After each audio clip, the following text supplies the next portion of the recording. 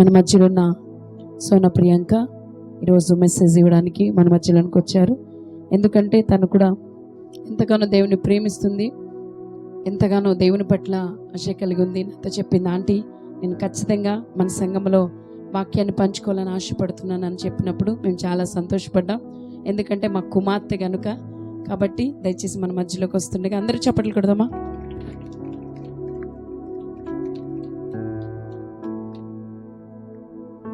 Praise lord. హల్లెలూయా, హల్లెలూయా. బిగ్గరగా చెప్దామా? హల్లెలూయా. హల్లెలూయా అంటే ఏంటి తెలుసా ఎవరికైనా? హల్లెలూయా అంటే ఏంటి చెప్పండి. ఏంటి? దేవుని స్తుతించడం. హల్లెల్ అంటే ప్రైజ్ గాడ్, జాయస్ ప్రైజ్, గొప్ప స్తుతి. యా అంటే యావే, జెహోవా, యెహోవాను గొప్ప స్తుతితో స్తుతించడం. మరి నాకు ఇంత గొప్ప అవకాశాన్ని దయచేసిన త్రియేక దేవునికి నా కృతజ్ఞతలు నేను తెలుపుకొంచున్నాను. అదేవిధంగా నాకు ఈ మంచి అవకాశాన్ని దయచేసిన మరి కల్వరీ మినిస్ట్రీస్ పాస్టర్ గారికి, మా బాబాయ్కి, ఇంకా ఆంటీకి, పాస్టర్మ్మ గారికి నా కృతజ్ఞతలు నేను తెలుపుకుంటున్నాను. మరి ఈరోజు నేను ఈ శిలువదాన కూడికలకు నాకు ఈ అవకాశాన్ని వచ్చినప్పుడు నేను ప్రభువుని అడిగాను, తండ్రి మరి నేను ఏమి అంశం మీద మీ బిడ్డలకు నేను వాక్యాన్ని బోధించాలి ప్రభా అని నేను తండ్రిని అడగడం జరిగింది. అయితే నేను కొన్ని నెలలుగా, కొన్ని సంవత్సరాలుగా శ్రమలు అనేది చాలా నేర్చుకున్నాను. శ్రమలు అంటే ఏంటి, శ్రమల్ని ఎలా జయించాలి అని చాలా నేర్చుకున్నాను నా జీవితంలో. అయితే నేను ప్రభువుకు ప్రార్థించాను. నా హృదయంలో చాలా ప్రేరేపణ వచ్చింది, ప్రభువా నేను శ్రమలు అనే ఒక అంశాన్ని గురించి నేను బోధించాలనుకుంటున్నాను ప్రభా, కానీ ఇది సరైనదా కాదా, ఈ ధ్యాన కూడికల్లో నేను ఈ అంశాన్ని గురించి చర్చించవచ్చా లేదా, బోధించవచ్చా లేదా అని నేను ప్రభువుకి ప్రార్థన చేసినప్పుడు ప్రభు నాకు ఇచ్చిన సమాధానం, నేను నీకు ఏదైతే నేర్పించానో ఆ శ్రమలలో నీకెంత గొప్ప విశ్వాసాన్ని నేర్పించానో అదే శ్రమల గురించి నువ్వు ఈరోజు నీ బిడ్డలు, దేవుని బిడ్డలకి, నా బిడ్డలకి తెలియపరచని ప్రభు నాకు సెలవివ్వడం జరిగింది. కాబట్టి ఈ రోజుకై నేను చూస్ చేసుకున్న అంశము, టాపిక్ ఏంటంటే అనేక శ్రమలు గొప్ప విశ్వాసం, అనేక శోధనలు గొప్ప విశ్వాసం. అయితే నేను మీ ముందు ఒక క్వశ్చన్ ఉంచాలనుకుంటున్నాను. మీ జీవితంలో మీరు ఎప్పుడైనా శ్రమలను పొందుకునేవారుగా ఉన్నారా? అది పొందుకుంటే మీరు ఏం చేస్తారు ఆ శ్రమలను ఎదుర్కోవడానికి? మనందరం మన జీవితంలో అనేక విధాలైన శ్రమలు పొందుకుంటాము. అది చిన్న శ్రమైనా, పెద్ద శ్రమైనా, అధిక శ్రమైనా, ఏదైనా శ్రమే. శ్రమల్ని అనేక విధాలుగా మన జీవితంలో పొందుకునే వారంగా ఉన్నాం. అయితే చాలా మంది కూడా విశ్వాసులు, కొంతమంది, నేను ఈ క్వశ్చన్ చాలా తరచుగా వింటూ ఉన్నాను, ఏంటి అంటే ఎందుకు విశ్వాసులకే శ్రమలు అనేవి ఎక్కువ కలుగుతాయి, అవిశ్వాసులకి చాలా తక్కువ శ్రమలు అనేవి కలుగుతాయి, ఎందుకు? రీసెంట్గా ఒక సిస్టర్ కూడా నన్ను అడగడం జరిగింది, ఎందుకు విశ్వాసికి ఎక్కువ శ్రమలు అనేవి కలుగుతాయి. కాబట్టి నేను అనుకున్నాను, ప్రభువా మరి మీ బిడ్డలకు నేను బోధించుండగా మరి దీని గురించి నేను ఎలా చెప్పాలి అని నేను తండ్రిని సహాయం అడగా, ఆయన నాకు ఇచ్చిన జ్ఞానంతో నేను ఒక ఇల్లస్ట్రేషన్, ఒక ఎగ్జాంపుల్ అనేది మీతో నేను షేర్ చేయాలనుకుంటున్నాను. అయితే ఒక మంచి కుటుంబం ఉంది, ఒక తండ్రి, 2 కుమారులు, ఒక తల్లి. అయితే ఈ తండ్రి చాలా దూర ప్రాంతంలో ఆయన పనిచేస్తూ ఉండేవారు. వీళ్ళకి తరచుగా వీళ్ళకి కమ్యూనికేట్ చేయాలి అంటే ఎప్పుడు ఉత్తరాలు, లెటర్స్ రాస్తూ ఉండేవారు అనమాట. అయితే ఎలా ఉన్నారు ఏంటి అని. అయితే ఆయన ఎప్పుడో వీరు చిన్న చిన్న పిల్లలుగా ఉన్నప్పుడే తండ్రి చాలా దూర ప్రదేశంలో ఆయన వర్క్ చేస్తున్నారు. అయితే ఒకరోజు ఈ 2 బిడ్డలు యవ్వనస్తులుగా వారు పెద్దవారు అయిపోయారు. తండ్రి ఒకరోజు వీరికి ఉత్తరాన్ని రాస్తున్నారు, మీరందరూ ఎలాగున్నారు ఏంటి అని మంచి చెడులన్నీ మాట్లాడి రాస్తూ ఒక చాలా ఇంపార్టెంట్ విషయాన్ని రాయడం జరిగింది. అదేంటి అంటే, నా కుమారులారా, నేను ఇప్పటి వరకు నేను ఈ ఇంపార్టెంట్ విషయాన్ని నేను మీతో షేర్ చేసుకోలేకపోయాను, ఎందుకంటే మీరు చాలా చిన్న పిల్లలు కాబట్టి. కానీ ఇప్పుడు మీకు తెలుసుకోవాల్సిన సమయం వచ్చింది. ఒక దూరంలో, మనకి ఇంటికి దూరంగా సముద్రం ఉంది కదా, ఆ సముద్రం దాటిన తర్వాత ఒక దీవి ఉంది. ఆ దీవి మీద ఒక కొండ ఉన్నది. ఆ కొండ లోపల ఒక గుహలో ఒక నిధి అనేది దాచిపెట్టబడి ఉన్నది. ఇది నేను ఇప్పుడు ఎందుకు చెప్తున్నానంటే, గ్రహించే శక్తి మీకు ఇప్పుడు ఉన్నది కాబట్టి నేను ఇప్పుడు మీతో ఈ మర్మం గురించి నేను మీకు తెలియజేస్తున్నాను. కాబట్టి మీరు వెళ్ళండి, వెళ్ళి ఆ నిధిని మీరు సంపాదించుకోండి. లెటర్ చదివిన వెంటనే ఇద్దరు కుమారులు కూడా ఆలోచించుకుంటారు 1 minute ఏంటి అని. ఒక కుమారుడు దాంట్లో వచ్చి, ఏంటి నాన్న నాన్ సెన్స్ మాట్లాడుతున్నారు, ఎంత ట్రాష్ మాట్లాడుతున్నారు, ఎప్పుడు మంచిగా ఎలా ఉన్నావు ఏంటి అని బాగానే మాట్లాడతాడు. సడన్గా ఏంటి ఏదో దీవు ఉంది అంటున్నారు, నది దొరుకుతుంది అంటున్నారు, అసలు మనకి చాలా డిఫరెంట్ అయిన టాపిక్ని మాట్లాడుతున్నారు ఏంటి అని ఆ కుమారుడు వినకుండా, తండ్రి మాటకి విధేయత చూపించకుండా ఆ కుమారుడు అనేది వెళ్ళిపోయాడు. కానీ ఇంకో కుమారుడు ఏం చేశాడంటే, లేదు ఇది డిఫరెంట్గా ఉన్నా కూడా, అంటే నిధి ఉంది అనేది మన జీవితంలో, నిధి అనేది ఎప్పుడు మనకు తెలియదు, కానీ నిధి ఉన్నది అని తండ్రి చెప్తున్నారంటే ఖచ్చితంగా ఏదో ఉండే ఉంటుంది అని కుమారుడు తండ్రి మాటను లక్ష్య పెట్టి వెంటనే అతని షాప్కి వెళ్ళి బోట్ను కొనుక్కొని అతను సముద్రంలో ప్రయాణం చేయడం స్టార్ట్ చేశారు. అయితే ఆయన సముద్రంలో ప్రయాణం చేస్తూ ఉండగా భయంకరమైన తుఫాను అతని ముందు ఉన్నది. చాలా భయంకరమైన తుఫాన్ అన్నమాట. ఇంకా మనకు బైబిల్లో తెలిసిందే కదా, యేసయ్య పేతురు వాళ్ళు కెపెర్నహూము నుంచి వాళ్ళు సముద్ర తీరాన ప్రయాణం చేస్తున్నప్పుడు ఎంత పెద్ద తుఫాన్ వస్తుంది, బోట్ కూడా వాళ్ళు మునిగిపోయే సిచ్యువేషన్లో ఉంటారు. అయితే అటువంటి సిచ్యువేషన్, తుఫాన్ వస్తుంది, ఈయన మునిగిపోయే స్థితిలో ఉన్నారు. కానీ ఆయన ధైర్యం తెచ్చుకొని స్టిల్ ఆయన పడవలో ప్రయాణం చేశారు. కొన్ని రోజులు అయిపోయిన తర్వాత, వర్షాలు తగ్గిపోయిన తర్వాత భయంకరమైన ఎండలు, మనకి సమ్మర్ వచ్చిందంటే ఎంత ఎండలు ఉంటాయి మనకి ఇక్కడ, నియర్లీ 45 to 50 degrees ఎండలు ఉంటాయి. అటువంటి భయంకరమైన ఎండల్లో ఆయన ప్రయాణిస్తూ ఆఖరికి ఆ దీవిని ఆయన చేరుకోవడం జరిగింది. దీవి చేరుకున్న తర్వాత వెంటనే నిధి దొరికేది కదా, కొండెక్కాలి, కొండలో గుహ ఎక్కడుందో కనుగొనాలి. వెంటనే కొండెక్కి ఆయన చాలా కష్టమైన నష్టమైన ఎన్ని శ్రమలు వచ్చినా కూడా ఆయన కొండెక్కి ఆయన నిధిని అనేది కనుగొన్నారు. దీన్ని మీకు నేను ఎలా చెప్పాలనుకున్నానంటే, ఒక కుమారుడు తండ్రి ఉత్తరం రాయగానే తండ్రి మాటకు అవిధేయత చూపించారు. తండ్రి మాటను లక్ష్య పెట్టని వాడుగా ఉన్నాడు ఆ కుమారుడు. అంటే ఆ కుమారుడిని అవిశ్వాసతో మనం పోల్చొచ్చు. ఇంకొక కుమారుడు తండ్రి మాటలు లక్ష్య పెట్టి, అది if it doesn't make sense, అది అర్థం కాకపోయినా చాలా వింతగా అనిపించినా కూడా తండ్రి మాటకు విధేయత చూపి తండ్రి మాటలను లక్ష్య పెట్టి అతడు ప్రయాణమై వెళ్ళాడు. కానీ అతను ప్రయాణము వెళ్తున్న సమయంలో అతని వే అంతా మంచిగా ఉన్నదా అంటే లేదు, చాలా స్ట్రగుల్స్ ఆయన ఫేస్ చేయడం జరిగింది. ఆయన పడవ మీద వెళ్తున్నప్పుడు భయంకరమైన తుఫాను, భయంకరమైన ఎండలు, సముద్రాన్ని దాటుకుని వెళ్ళి ఆఖరికి ఆ నిధిని అనేది ఆయన దక్కించుకోవడం జరిగింది. అంటే ఆ కుమారుడు తండ్రి మాట లక్ష్య పెట్టిన కుమారుడు అవిశ్వాసిని పోలి ఉంటే, తండ్రి మాటను లక్ష్య పెట్టిన కుమారుడు విశ్వాసిని పోలి ఉన్నాడు. అంటే అక్కడున్న ధననిధి పరలోకాన్ని సూచిస్తూ ఉన్నది. ఇప్పుడు కుమారుడు తండ్రి మాటకు విధేయత చూపిన కుమారుడు ధననిధి సంపాదించుకున్నాడు. అంటే మనము కూడా మన జీవితాల్లో ఆ కుమారుడు వలె మనకు అనేకమైన సముద్రం వంటి భయంకరమైన తుఫాన్లు వంటి భయంకరమైన ఎండలు వంటి కష్టాలు, శోధనలు, బాధలు మన జీవితంలో ఎదురైనప్పటికీ కూడా తండ్రి మాటకు విధేయత చూపి విశ్వాసంతో తండ్రి సహాయంతో మనం ముందుకు సాగినట్లయితే ఆ నిధి అనేది, అంటే పరలోక రాజ్యము అనే గొప్ప నిధికి మనము వారసులుగా ఉంటాము. అదేవిధంగా నిత్య జీవానికి మనము ఎంటర్ అయ్యే వాళ్ళుగా ఉంటాము. యోహాను సువార్త 16వ అధ్యాయము 33వ వచనంలో మనం చూసినట్లయితే, యోహాను సువార్త 16వ అధ్యాయము 33వ వచనంలో మనం చూసినట్లయితే ఎంత గొప్ప మాటలండి ఇక్కడ. నాయందు మీకు సమాధానం కలుగునట్లు ఈ మాటలు మీతో చెప్పుచున్నాను, లోకములో మీకు శ్రమలు కలుగును. యేసయ్య చెప్తున్నారండి, మనకు లోకంలో శ్రమలు కలుగుతాయి. మనం అనుకోవచ్చు, ప్రభువా నాకెందుకు ఇన్ని శ్రమలు, ఇన్ని శోధనలు, ఇన్ని కష్టాలు, నాకెందుకు ప్రభువా ఇన్ని నా జీవితంలో కలుగుతున్నాయని మనం ప్రభువును ఒక్కొక్కసారి ప్రశ్నించే వారంగా ఉంటాము. కానీ ప్రభు మనకి డైరెక్ట్గా మనతో మాట్లాడుతున్నారు, మీకు ఈ లోకంలో అనేక శ్రమలు అనేవి కలుగుతాయి. కానీ అనేక శ్రమలు కలిగినప్పుడు మనము ఏం చేయాలి? ఆ నెక్స్ట్ లైన్లో ఉంటుంది, అయినను ధైర్యము తెచ్చుకునడి. మనకు శ్రమలు కలిగినప్పుడు మనము ధైర్యమును తెచ్చుకోవాలి. ఎందుకంటే ఈ లోకంలో మనందరికీ ఉన్న ప్రతి విధమైన శోధన, శ్రమ, బాధ ప్రతి ఒక్కటి కూడా యేసయ్య ఆల్రెడీ ఈ భూమి మీద ఆయన అనుభవించి ఉన్నారు. ఆయన అనుభవించి ఆ శోధనలు, శ్రమలన్నిటినీ కూడా ఆయన జయించి ఉన్నారు.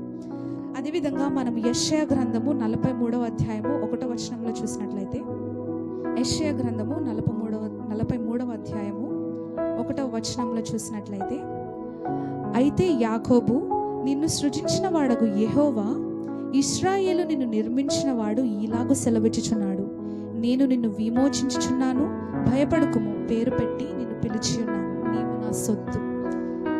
మరి యొక్క గొప్ప మాటలు మనం దేవుని నుంచి కీర్తనకారుడైన దావీదు గారు రాసినవి, క్షమించండి, దేవుడు గొప్ప మాటలు మనతో ఇక్కడ మాట్లాడుతున్నారు. ఇక్కడ ఏమన్నారు? అయితే యాకోబు నిన్ను సృజించిన వాడకు యెహోవా. ఇక్కడ యాకోబు ప్లేస్లో మీ అందరు పేరు పెట్టుకోండి. ఒకసారి మీ అందరు పేరు పెట్టుకొని, అయితే సోనా నిన్ను సృజించిన వాడకు యెహోవా. ఇప్పుడు మీ పేర్లు మీరు చెప్పండి. యాకోబు గారి ప్లేస్లో మీ పేరు పెట్టుకొని ఒకసారి చెప్పండి. అయితే సోనా నిన్ను సృజించిన వాడకు యెహోవా. మనల్ని ఎవరు సృజించారండి? యెహోవా తండ్రి మనల్ని సృజించారు. త్రియేక దేవుడు మనల్ని సృజించారు. ఆయన స్వరూపమందు మనల్ని సృజించి ఉన్నారు. ఆ నెక్స్ట్ లైన్లో కూడా మనం చూస్తే ఆయన మనల్ని నిర్మించి ఉన్నారు. ఆయన డైరెక్ట్గా మనతో చెప్తున్న మాటలు ఏమిటంటే, నేను నిన్ను విమోచించి ఉన్నాను, భయపడకుము. ఏమని చెప్తున్నారు? భయపడొద్దని చెప్తున్నారు. మనం ఇందాక యోహాను సువార్త 16వ అధ్యాయం 33వ వచనంలో మనం ఏం చూస్తున్నాము? మీకు లోకంలో అనేక శ్రమలు కలుగుతాయి, ఆయనను కూడా ధైర్యము తెచ్చుకునండి. భయపడకుండా ధైర్యం తెచ్చుకోవాలి. మనం భయపడదు అని బైబిల్లో 365 సార్లు రాయబడి ఉన్నది. అంటే సంవత్సరంలో ఎన్ని రోజులు ఉంటాయండి? 365 డేస్, 365 సంవత్సరాలు. అంటే దేవుడు చెప్తున్నారు 365 రోజులు కూడా నీవు భయపడకుండా ఉండాలి. ప్రతి దినము కూడా ఏ ఒక చిన్న విషయాన్ని చూసి మనము భయం పడేవారుగా ఉండకూడదు. మనము ధైర్యం తెచ్చుకోవాలి. ఆ నెక్స్ట్ లైన్లో మనం చూస్తే, పేరు పెట్టి నిన్ను పిలిచి ఉన్నాను, నీవు నా సొత్తు. ఇప్పుడు ఫర్ ఎగ్జాంపుల్ లోకంలో చాలా పెద్ద పెద్ద వ్యక్తులు ఉంటారు, చాలా పాపులర్ ఫిగర్స్ ఉంటారు చాలామంది. వాళ్ళ దగ్గరికి మనం ఫోటో దిగడానికి వెళ్ళడమో లేకపోతే వాళ్ళ ఆటోగ్రాఫ్ అడగడమో ఒక్కొక్కసారి మనం ఏదో ఒకసారి ప్రయత్నించే ఉండుంటాము. కానీ వాళ్ళ దగ్గరికి వెళ్తే వాళ్ళు కనీసం మనకి ఫోటో తీసుకోవడానికి ఛాన్స్ కూడా వారు మనకి ఇవ్వరు. కనీసం మన పేర్లు కూడా వారికి తెలియవు. కానీ మనందరినీ, ఇక్కడున్న నిన్ను నన్ను మనందరినీ ఆయన చేతులతో సృజించిన దేవుడు, ఆయన పోలిక చొప్పున సృజించిన దేవుడు, ఆయన మనల్ని మన పేరుతో పిలుస్తున్నారు. నీవు నా సొత్తు అని ఆయన అంటున్నారు. You are mine. మనము ఆయన వారము. అంటే we don't need validation from this world. ఈ ప్రపంచంలో ఎవరు కూడా అంటే లైక్ మిమ్మల్ని తృణీకరించబడిన, ఒకవేళ మీరు తృణీకరింపబడిన ఎవరు కూడా, లేకపోతే మీకు కావాల్సిన క్రెడిట్స్ మీకు ఇవ్వకపోయినా కూడా మీరు బాధపడకూడదు. ఎందుకంటే మీరు దేవుడు మిమ్మల్ని పిలుచుకున్నారు. ఆయన పేరు పెట్టి మిమ్మల్ని పిలుస్తున్నారు. నీవు నా సొత్తు అయినా అంటున్నారు. కాబట్టి ఈ ప్రపంచంలో ఎవరి దగ్గర నుంచి కూడా మనకి వ్యాలిడేషన్ అనేది అనవసరం. కాబట్టి భయపడొద్దు. నిత్యము కూడా 360 రోజులు మన జీవిత కాలం అంతయు కూడా మనము ఆయన మీద ఆధారపడి మనము భయపడకుండా ధైర్యం తెచ్చుకుని మనం నడవాలి. అదేవిధంగా మన జీవితాల్లో మనము ఎన్ని కష్టాలు, ఎన్ని శ్రమలు, ఎన్ని శోధనలు ఎదురైనా కూడా ఇప్పుడు మనం నేర్చుకున్నాము. ఇవి ఎన్ని ఎదురైనా కూడా మనము భయపడకుండా ధైర్యం తెచ్చుకోవాలి. సరే, భయపడకుండా ధైర్యం తెచ్చుకున్నాము. తర్వాత ఏం చేయాలి? మనం కష్టాలు, శ్రమలు, శోధనలు మన జీవితంలో ఎదురవుతున్నాయి. భయపడట్లేదు, ధైర్యం తెచ్చుకున్నాము దేవుడు చెప్పినట్లే. కానీ ఇప్పుడు మనం చేయవలసిన పని ఏంటి? మనం చేయవలసిన పని ఏంటంటే ఆయనను మనం స్తుతించాలి. కీర్తనల గ్రంథము 34వ అధ్యాయము, కీర్తనల గ్రంథము 34వ అధ్యాయము 1 నుండి 4 వచనాలు మనం చూసినట్లయితే, కాబట్టి ఇక్కడ మనతో కీర్తనకారుడు ఎంత గొప్ప విధంగా మనతో మాట్లాడుతున్నారండి. మనము ఎల్లప్పుడూ కూడా యెహోవాను స్తుతించే వారముగా ఉండాలి. నేను ఎల్లప్పుడూ యెహోవాను ఏం చేయాలండి? మనం ఏం చేయాలండి? స్తుతించాలి. ఎందుకండి వాయిస్ రావట్లేదంతా? మనము పలికే స్తుతులు ఆయన పరలోక రాజ్యం వరకు వినపడాలి. ఏం చేయాలి? మనము స్తుతించాలి. ఇంత బిగ్గరగా అరవాలి. మీరు కూడా స్తుతించాలి. పరలోకమందున దేవుడికి మన స్వరాలు బిగ్గరగా వినిపించాలి. ఓకేనా? మనకి ఎప్పుడైనా మన జీవితంలో కష్టాలు, శ్రమలు, శోధనలు ఎదురైనప్పుడు మనము భయపడకుండా ధైర్యము తెచ్చుకొని ఆయనను స్తుతించి ఘనపరిచి ఆరాధించే వారముగా ఉండాలి. అయితే సరే, మంచిగా ఆయన్ని స్తుతిస్తున్నాము. కానీ కింది వచనాల్లో మనం చూసినట్లయితే, నేను యెహోవా యొద్ద విచారణ చేయగా ఆయన నాకు ఉత్తరం ఇచ్చాను. మనం దేవుని మన కష్టాల్లో భయపడకుండా ధైర్యము తెచ్చుకొని ఆయన స్తుతిస్తున్నాము. స్తుతించిన తర్వాత ఆయనకి మన విషయాన్ని గురించి మనం ఆయనకి విన్నపము చేసుకున్నట్లయితే, ఆయనకి విచారణ లేకపోతే ఆయనకి మొర్ర పెట్టినట్లయితే ఆయన మనకి ఖచ్చితంగా ఉత్తరాన్ని, జవాబుని దయచేస్తారు. కానీ మనకి ఎప్పుడు జవాబుని దయచేస్తారు? ఏ విధంగా మనము ప్రార్థన చేస్తే ఆయన మనకు జవాబు దయచేస్తారు? ఒకసారి ఏ విధంగా మనం ప్రార్థన చేయాలనేది చూద్దాం. యాకోబు పత్రిక 1వ అధ్యాయం 6వ వచనంలో,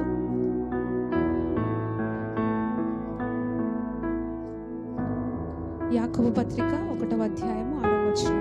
అంటే మనం ఏ విధంగా ప్రార్థన చేయాలండి? విశ్వాసంతో ప్రార్థన చేయాలి. విశ్వాసంతో ప్రార్థన చేసినట్లయితేనే మన ప్రార్థన అనేది, మన ప్రార్థనకు జవాబు అనేది వస్తుంది. మనం అవిశ్వాసంతో సందేహిస్తూ మనం ప్రార్థన చేస్తే ఏమైపోతాము? మనకి జవాబు అనేది రాదు. ఇక్కడ ఎంత గొప్పగా ఉన్నదంటే మాట, సముద్రంలో ఒక గాలి వచ్చినప్పుడు అలా ఏ విధంగా కొట్టుకొస్తుందండి? ఇలా పైకి ఎగురుతూ వస్తుంది, అంతే కదండి? ఇలా ఎగురుతూ, అంటే మనము గొప్ప విశ్వాసంతో దేవునికి ప్రార్థన చేసినప్పుడు మనం ఇప్పుడు అలా ఎలా అయితే వస్తుందో అలా దేవుడు మనకి సమాధానాన్ని ఇలా పంపుతారు, జవాబుని ఈ విధంగా పంపుతారు. కానీ మనం ప్రార్థన అయిపోయిన వెంటనే దేవుని పాదాల చెంత మన సమస్త భారాన్ని ఆయన పాదాల చెంత పెట్టిన వెంటనే మళ్ళీ వచ్చేసి, అయ్యో ఇది జరుగుతుందా లేదా, అయ్యో నాకు ఈ కష్టం ఎప్పుడు క్లియర్ అవుతుంది, ఈ బాధ నాకు అని మనం ఎప్పుడైతే సందేహపడతామో మనకు వస్తున్న జవాబు వచ్చినట్టే కింద పడిపోతుంది. అంటే మనకి జవాబు ఇంకెప్పటికీ కూడా రాదు. అందుకే మనం చేసే ప్రతి ఒక్క ప్రార్థనకి జవాబు కొన్నిసార్లు రాదు. ఎందుకు రాదు అంటే మనము సందేహిస్తూ మనము ఉంటున్నాము కాబట్టి మనం ఎప్పుడైనా ప్రార్థించినప్పుడు, కీర్తనలు 34వ అధ్యాయము ఇందాక 4వ వచనంలో చదివినట్లు, దేవునికి యెహోవా యొద్ద మనము విచారణ చేసినప్పుడు ఆయన మనకి ఉత్తరాన్ని ఇస్తారు. ఎప్పుడు ఉత్తరాన్ని ఇస్తారంటే విశ్వాసముతో మనం ప్రార్థన చేసినప్పుడు. ఒకసారి మనము దేవుని చెంతకు వెళ్ళి, ఆయన పాదాల చెంతకు వెళ్ళి మన సమస్త భారమును కూడా ఆయన పాదాల చెంత పెట్టిన తర్వాత కూడా మళ్ళీ బయటకు వచ్చేసి మనము అయ్యో జరుగుతుందా లేదా, అయ్యో నాకు ఈ కష్టం ఎప్పుడు పోతుంది, నాకు ఈ శ్రమ ఎప్పుడు పోతుంది, అటువంటి సందేహాన్ని ఇంకా ఎప్పుడు కూడా మనము చెయ్యకూడదు.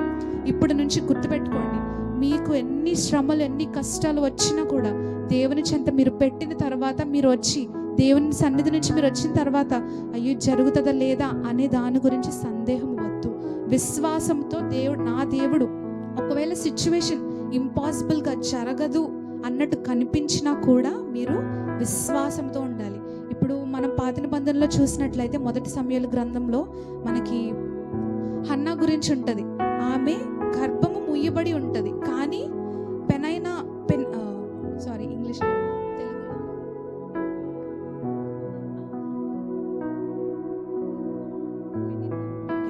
సో పెనిన్న ఆమెని చాలా ప్రొవోక్ చేస్తూ రెచ్చగొడుతూ ఉంటుంది, నీకు సంతానం లేదు ఏమీ లేదని. కానీ హన్నా చాలా ప్రార్థన చేస్తూ, అంటే ఫెర్వెంట్ ప్రేయర్, గొప్ప ప్రార్థన, ఏలి అక్కడ దేవుని సన్నిధి దగ్గరికి వెళ్ళి గొప్ప ప్రార్థన చేస్తుంది.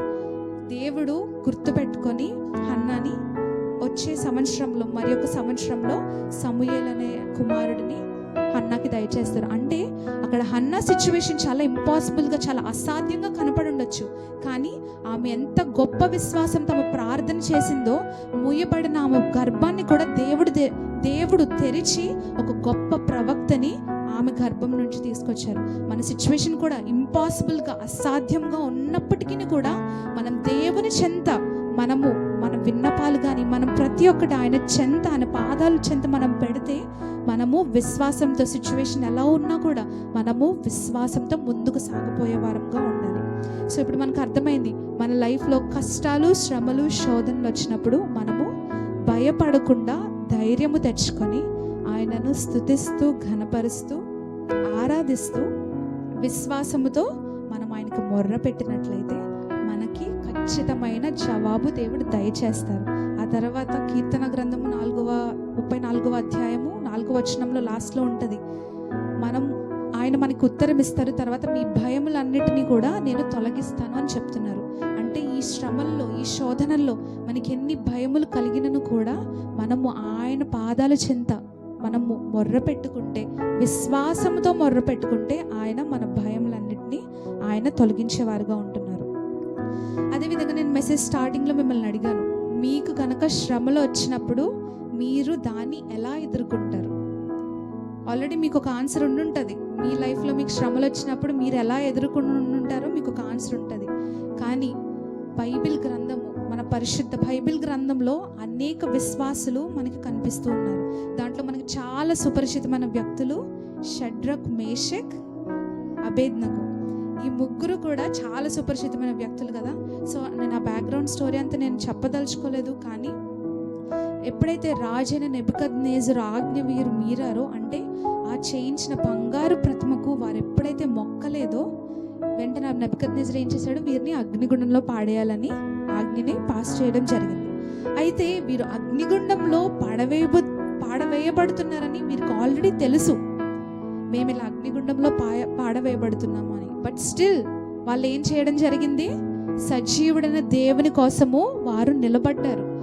సజీవుడైన దేవుని తప్ప మేము ఎవరిని కూడా స్తుతించము, ఎవరిని కూడా మేము సాగిలపడము, ఎవరిని కూడా మేము మొక్కము అని వారు చాలా ఖచ్చితంగా విశ్వాసంతో దేవుని కోసం వారు నిలబడ్డారు. మరి 10 ఆజ్ఞలు, మోషే ద్వారా ఇవ్వబడిన 10 ఆజ్ఞల్లో మొదటి ఆజ్ఞను వారు ఖచ్చితంగా పాటించేవారుగా ఉన్నారు. చెప్పండి, మొదటి ఆజ్ఞ, నీ దేవుడైన యెహోవాను నేనే.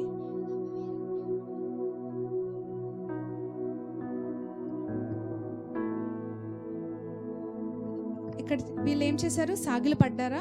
సాగిలు పడలేదు. ఇక్కడ 10 ఆజ్ఞల్లో ఆ మొదటి ఆజ్ఞను చాలా గొప్పగా వారు నెరవేర్చేవారుగా ఉన్నారు.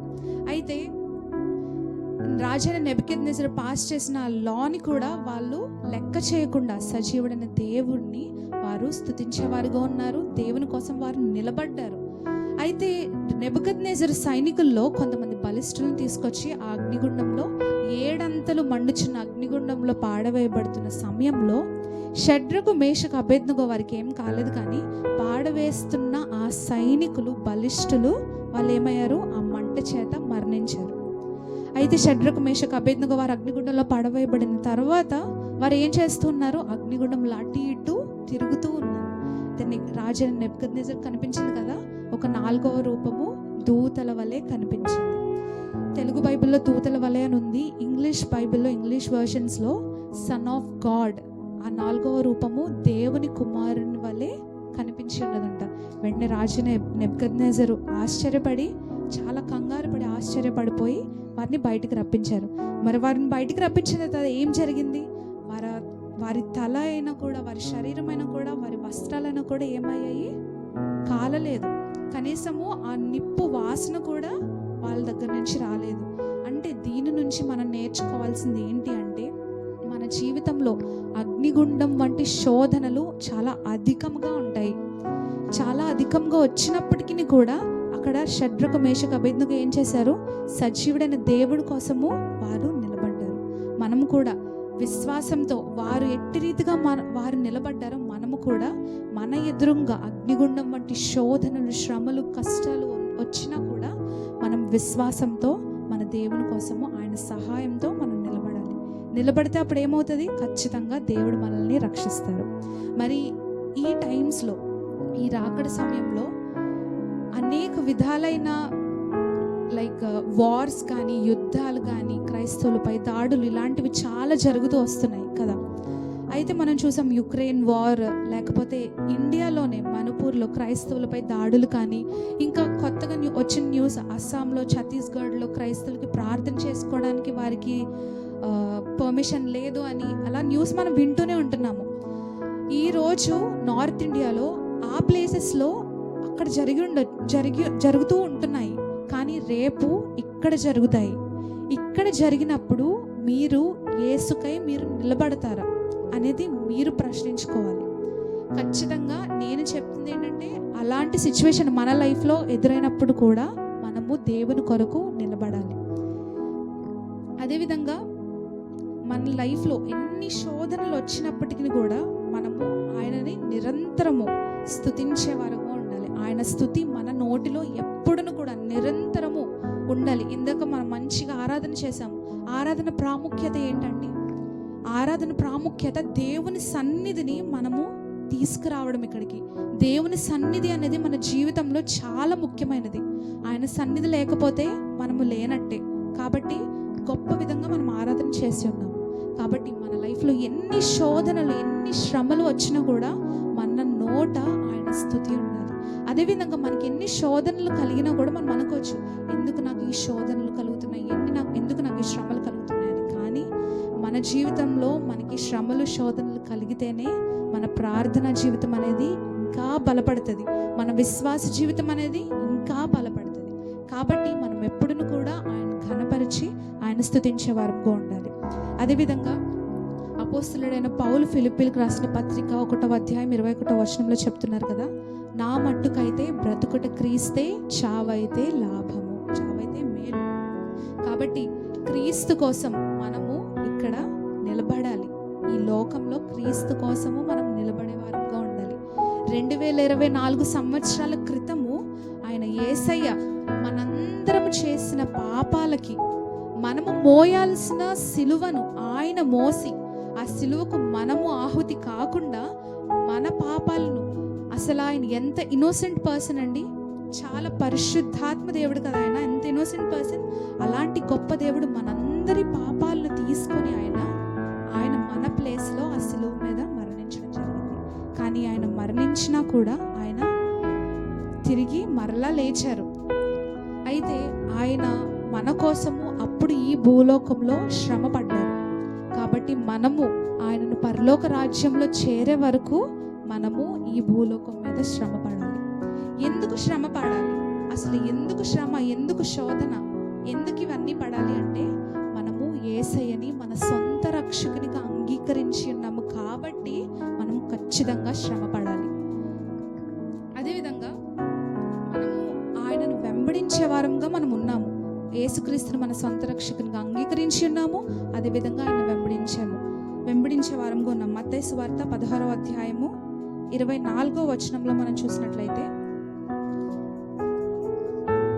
మత్తయి సువార్త 16వ అధ్యాయము 24వ వచనంలో మనం చూసినట్లయితే, ఇప్పుడు మనము దేవుని నుంచి రక్షణ పొందుకుని ఉన్నాము మరియు మనము ఒక తీర్మానం తీసుకున్నాము ఆయన్ని వెంబడించాలని. అంటే మన సొంత ఫ్రీ విల్, మనం ఇండిపెండెంట్గానే ఒకరు మనకి చెప్తే మనం తీర్మానం తీసుకోలేదు, మనంతట మనమే తీర్మానం తీసుకున్నాం. ఏమని? ఆయన నా సొంత రక్షకుడు, ఆయన నేను వెంబడిస్తాను అని మనంతట మనమే తీర్మానం తీసుకున్నాం. ఆయనను మనం వెంబడించినట్లయితే, మనం ఏ విధంగా ఆయన వెంబడించాలండి? ఇక్కడ మనం చదివిన రీతిగా మనల్ని మనము ఉపేక్షించుకోవాలి. We have to deny ourselves. మనల్ని మనము ఉపేక్షించుకున్నట్లయితేనే ఆయనను కంప్లీట్గా ఫాలో అవ్వగలము, యేసయ్యని వెంబడించే వారంగా ఉంటాము. కానీ మన ఆశలు, మన కోరికలు మనం అలా పెట్టుకుని ఉంటే ఆయన ఎప్పుడు వెంబడించే వారంగా మనం ఉండము. కాబట్టి మనము మనల్ని మనం ఉపేక్షించుకొని ఆయనను వెంబడించే వారంగా ఉండాలి. నేను మళ్ళీ రిపీట్ చేస్తున్నాను. అప్పుడు యేసయ్య మన కొరకు ఈ భూలోకంలో ఆయన శ్రమ పడ్డారు. కాబట్టి మనము ఆయనను పరలోక రాజ్యంలో చేరుకునే వరకు మనము ఈ భూమి మీద శ్రమ పడాలి. అదేవిధంగా నేను ఒక చిన్న పాట పాడాలనుకుంటున్నాను. అతి త్వరలో వచ్చుచున్నాడు యేసయ్య మేఘాసీనుడిగా, అతి త్వరలో వచ్చుచున్నాడు యేసయ్య మేఘాసీనుడిగా. ఆర్భాటంతో, భూరధ్వనితో, ఆర్భాటంతో, భూరధ్వనితో, మహామహిమ ప్రభావముతోను, దూతల సమూహముతోను, కొంతకాలమే ఈ లోక కష్టాలు, ఈ జీవితాంతం వరకు యేసుగా నిలిచెదము. ఇక కొంతకాలమే ఈ లోక కష్టాలు, ఈ జీవితాంతం వరకు యేసుగా నిలిచెదము. అతి త్వరలో వచ్చుచున్నాడు యేసయ్య మేఘాసీనుడిగా, యేసయ్య మేఘాసీనుడిగా. అతి త్వరలో ఆయన మేఘాసీనుడై రాబోతున్నారు. ఆయన భూరధ్వనితో, దూతల సమూహంతో ఆయన త్వరలో రాబోతున్నారు. కాబట్టి మనము ఆయన రాకడ సమయంలో అధిక శోధనలు, అధిక శ్రమలు మన జీవితంలో మనం ఎదుర్కొనే వారంగా ఉంటాము. అయినప్పటికీ కూడా మనము ఆయన కోసం నిలబడి ఆయన త్వరలో మనం పరలోక రాజ్యము చేరి ఆయన కలుసుకునే వరకు కూడా మనము శ్రమలు పడుతూ, మనకి ఎందుకంటే మనం ఇక్కడ శ్రమలు పడితే రాబోవు మహిమ గొప్పదంట. రోమపత్రిక 8వ అధ్యాయం 18వ వచనంలో చూసినట్లయితే, మన ఎడల ప్రత్యక్షము కాబోవు మహిమ ఎదుట ఇప్పటి కాలపు శ్రమలు ఎన్న తగినవి కావని ఎంచుచున్నాను. హల్లెలూయా, హల్లెలూయా. మన ఎడల ప్రత్యక్షము కాబోవు మహిమ, ఎంత గొప్ప మహిమ మనకు ప్రత్యక్షం కాబోతుందో మనం చెప్పసఖ్యము కానీ అంత గొప్ప మహిమ మనం చూడబోతున్నాము. అంత గొప్ప మహిమ మనం చూసే ముందు ఈ శ్రమలు, మనం ఈ లోకంలో పడే ఈ శ్రమలు ఎంచదగినవి కాదంట. అంటే they are not worthy at all. ఇక్కడ మనం శ్రమ పడితే మనము అక్కడ దేవుణ్ణి చూసేవారంగా, మనం నిలబడే వారంగా ఉంటాం. అందుకే మన జీవితంలో ఎన్ని కష్టాలు, శ్రమలు, శోధనలు వచ్చినప్పటికీ కూడా మీరెప్పుడు కూడా ఇది గుర్తు పెట్టుకోవాలి, ఇంకా ఖచ్చితంగా గుర్తుండిపోవాలి. మన జీవితంలో కష్టాలు, శ్రమలు, శోధనలు వచ్చినప్పుడు భయపడకుండా ధైర్యము తెచ్చుకొని ఆయనను స్తుతిస్తూ, ఘనపరుస్తూ, ఆరాధిస్తూ, విశ్వాసంతో ఆయనకు మొర్ర పెట్టుకున్నట్లయితే మన జీవితంలో ఆయన జవాబు అనేది ఇవ్వడం జరుగుతుంది. మనకున్న భయములన్నిటిని కూడా ఆయన తీసివేస్తారు. ఒకసారి నాతో చెప్తారా? మన జీవితంలో కష్టాలు, శ్రమలు, శోధనలు వచ్చినప్పుడు భయము లేకుండా ధైర్యము తెచ్చుకొని ఆయనను ఘనపరుస్తూ, స్తుతిస్తూ, ఆరాధిస్తూ ఆయనకు మొర్ర పెట్టినట్లయితే, విశ్వాసంతో మొర్ర పెట్టినట్లయితే ఆయన మనకు ఖచ్చితంగా జవాబును దయచేస్తారు. ఈ ఆర్డర్ అస్సలు మనం మిస్ అవ్వకూడదు. ఎందుకంటే మన జీవితంలో నెక్స్ట్ టైం ఎప్పుడైనా, మీ జీవితంలో కానీ ఎప్పుడైనా శ్రమ, శోధన, కష్టాలు, బాధలు వచ్చినప్పుడు కూడా మీరు గుర్తుపెట్టుకోవాల్సింది, మీ లైఫ్లో కష్టాలు, శ్రమలు, శోధనలు వచ్చినప్పుడు భయపడకుండా ధైర్యము తెచ్చుకొని ఆయనను స్తుతిస్తూ, ఆరాధిస్తూ, ఘనపరుస్తూ, విశ్వాసముతో తండ్రికి మొర్ర పెట్టుకున్నట్లయితే ఆయన మనకు జవాబు దయచేసి మన భయములన్నిటి నుండి మనల్ని తప్పించే వారంగా ఉంటారు. మరి ఆయన రాకడ సమయంలో ఎన్ని కష్టాలు, శ్రమలు, శోధనలు వచ్చినప్పటికీ కూడా మనం ఆయన కొరకు నిలిచే వారంగా ఉన్నట్లయితే మనకి దాచించిన మేళ్ళు, చాలా గొప్ప మేళ్ళు దేవుడు మన జీవితంలో కలుగజేస్తారు. అటువంటి ఆయన రాకడ సమయంలో అటువంటి గొప్ప సిద్ధపాటు ఇక్కడున్న మన అందరికీ కూడా కలగాలని నా చిన్న మాటలు ముగిస్తున్నాను. దయచేసి తలలు వంచిన ప్రార్థన చేసుకున్నాను. దయగల ప్రభువా, మా ప్రియ పరలోకపు తండ్రి, ఇంత గొప్ప సమయాన్ని తండ్రి మా జీవితంలో మీరు మాకు అనుగ్రహించిన రీతిని బట్టి మీకు లెక్కలేని వందనాలు, స్తుతులు, స్తోత్రములు ప్రభువా. తండ్రి, మరి ఈరోజు శ్రమలు, అనేక శ్రమలు, కానీ గొప్ప విశ్వాసము అనే అంశం ద్వారా మీరు మాతో మాట్లాడిన రీతిని బట్టి మీకు లెక్కలేని వందనాలు, స్తుతులు, స్తోత్రములు ప్రభువా. అవును తండ్రి, మా జీవితంలో అనేక శ్రమలు, అనేక శోధనలు, అధిక బాధలు, కష్టాలు మేము ఎన్ని పడినప్పటికీ కూడా ప్రభువా, విశ్వాసంతో ప్రభువా మిమ్మును తేరిచూచి తండ్రి మీ కొరకు నిలబడి తండ్రి మీ సహాయంతో తండ్రి ముందుకు సాగిపోయేవారంగా మమ్మల్ని అందరినీ తయారు చేయండి ప్రభువా. తండ్రి, మీ సహాయాన్ని మాకు అనుగ్రహించండి ప్రభువా. మీరు లేకపోతే మేము లేమయ్యా తండ్రి. కేవలం మీ కృప ద్వారానే ప్రభువా ఈ విధంగా మేము ఇక్కడ నిలిచున్నాం ప్రభువా. తండ్రి, మరి ఈ శ్రమ ధ్యాన కూడికల్లో ప్రభువా తండ్రి మీరు మాతో మాట్లాడిన రీతిని బట్టి మీకు లెక్కలేని వందనాలు, స్తుతులు, స్తోత్రములయ్యా తండ్రి. మరి మీ వాక్యాన్ని ప్రభువా మా హృదయంలో తండ్రి మేము పదిలపరుచుకొని తండ్రి, మరి మీ వాక్యం మంచి ఫలించే వృక్షముగా ఉండి ప్రభువా మీ వాక్యానుసారంగా జీవించే భాగ్యాన్ని మా జీవితాల్లో మాకు దయచేయండి ప్రభువా. ఇక్కడ చేరి వచ్చిన ప్రతి ఒక్క బిడ్డని జ్ఞాపకం ఉంచుకోనండి ప్రభువా. తండ్రి, వారి జీవితంలో ఎటువంటి కష్టాలు, శ్రమలు, శోధనలు వచ్చినప్పటికీ కూడా ప్రభువా ఎప్పుడు కూడా మిమ్మల్ని విడిచిపెట్టకుండా ప్రభువా తండ్రి మీ విశ్వాసంతో తండ్రి ఆ బిడ్డలందరూ కూడా మీ విశ్వాసంతో మిమ్మల్ని చూస్తూ ప్రభువా మీ సహాయంతో తండ్రి ముందుకు వెళ్ళుటకు ప్రతి ఒక్క బిడ్డకు మీ సహాయాన్ని దయచేయండి ప్రభువా. ప్రతి ఒక్క బిడ్డకు మీ సహాయం అనుగ్రహించండి ప్రభువా. తండ్రి, శోధకుడు అనేక విధాలుగా తండ్రి శోధించడానికి వచ్చినప్పటికీ కూడా ప్రభువా తండ్రి మీ రక్తముతో ముద్రించండి ప్రభువా.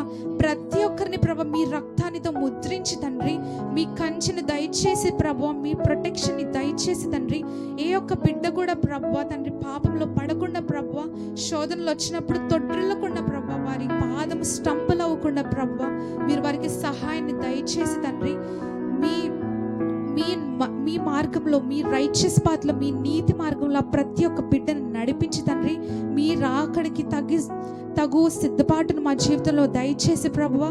అదేవిధంగా ఎత్తబడి సంఘంలో మేమందరము కూడా తండ్రి ఉన్నటకు మా అందరికీ సహాయం దయచేయమని మా ప్రభువును ప్రియకుమారుడని యేసుక్రీస్తు పరిశుద్ధ నామములో ప్రార్థిస్తున్నాము తండ్రి.